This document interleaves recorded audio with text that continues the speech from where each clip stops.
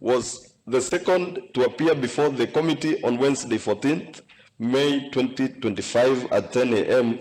and he was orally interviewed under the oath, Honorable Speaker.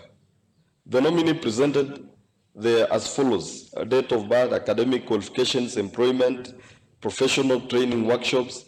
Mr. Speaker, you will go all the way to page, you will see, Mr. Speaker, his academic qualifications, the way he was employed, Mr. Speaker,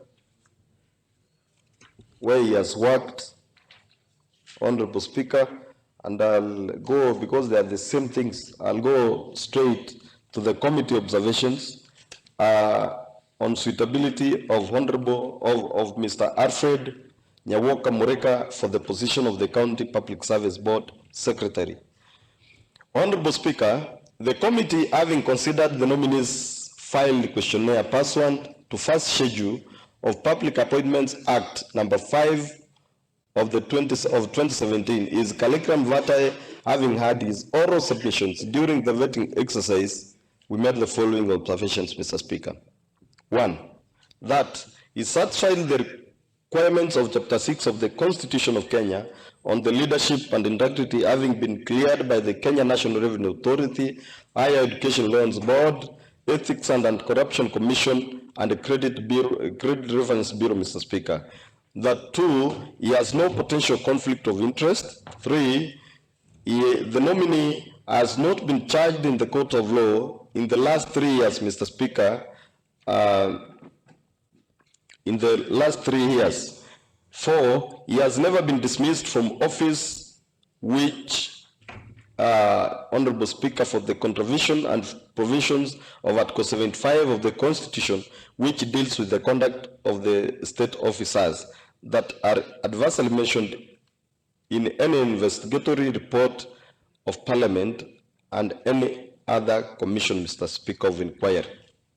He exhibited impressive knowledge of topical concern and mastery of legal issues touching on the portfolio of as Secretary of the Kisii County Public Service Board, and he has the requisite skills, qualifications, and experience. Therefore, the committee found the nominee suitable for the appointment as the Secretary of the Kisii County Public Service Board, Honorable Speaker. Committee recommendations, Honorable Speaker.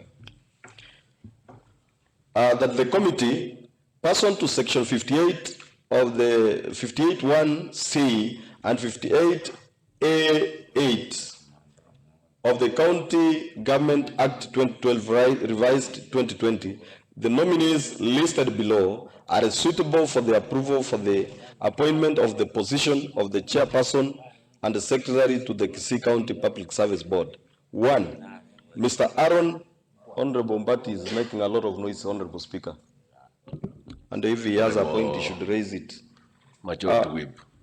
Thank you, Honorable Speaker, for protecting me. Mr. Speaker, 1, Mr. Aaron Mausa Unguso, Kisii County Public Service Board Chairperson. 2, Mr. Alfred Nyawoka Mureka, Kisii County Public Service Board Secretary. Honorable Speaker, we the members of Appointment Committee, we the members of the Committee on Appointment pursuant to Standing Order number 184 adopted this report on the vetting of the 2 nominees for the committee for the appointment to the positions of the chairperson and secretary of the Kisii County Service Board, and have fixed our signatures to confirm, Mr. Speaker, the approval and authenticity on this report, Mr. Speaker. The members, all of them are here, and they have fixed their signatures. Mr. Speaker, just to be clear, the nominee for the board chair comes from Nyaribari Masaba, in particular Gisusu Ward, and the nominee for the secretary comes from Magenje Ward in Bomachoge, Borabu, Mr. Speaker. You will see that the governor also considered regional balancing, one from this other region of Gucha County, which is to be Mr. Speaker, and also from Kisii Central, Mr. Speaker, where Honorable Honorable Ombaji from Marani comes from, Mr. Speaker, and Honorable from Gesusu. So, even me, there is none from Bobasi, but I have the report. So, Mr. Speaker, the committee looked into the report keenly, and I can confirm to this assembly, if the two nominees are, Mr. Speaker, taken, Mr. Speaker, for trainings, they are very good people who can, Mr. Speaker, help this county.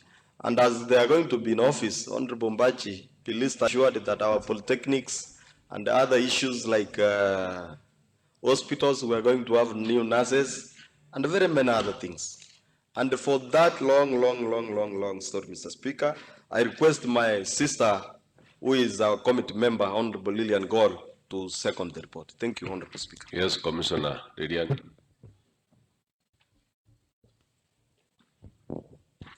Thank you, Honorable Speaker, for this opportunity also to add my voice and also to second this report. I had the privilege of sitting in the appointment committee, and I wish to confirm that these two individuals whose details are presented here, they did appear before the committee. What was interesting about the chairperson nominee was that he's well-traveled, a seasoned civil servant, and dedicated to work. When we asked him why we should employ him post his retirement, he said he is going to focus more on giving back to the community. But particularly, he said what other people who do not have is his ability to be composed and to handle difficult situations. And we thought that was the right person for the county at this particular point, especially leading the Public Service Board. Also, Honorable Speaker, what impressed us most with the county secretary, the secretary to the board nominee, was the fact that he has been acting in that position for a very long time, close to over 12 months now.